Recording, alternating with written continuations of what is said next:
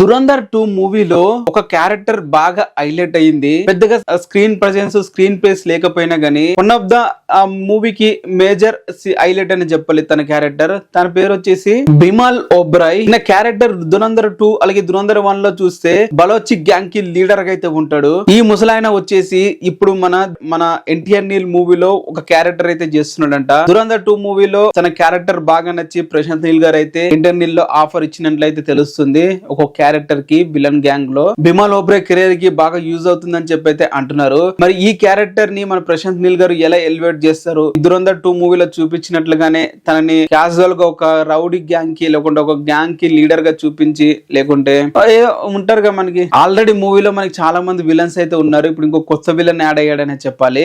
So మరి తినతో మన junior NTR గారి సీన్స్ ఏముంటాయి అనేది అయితే చూడాలి స్క్రీన్ మీద. మరి మీరేమనుకుంటున్నారు ఈ కొత్త క్యాస్ట్ గురించి? కింద కామెంట్ అయితే చేయండి. ఇంట్రెస్టింగ్ అప్డేట్స్ వస్తూనే ఉంటాయి. మీరు సబ్స్క్రైబ్ అయితే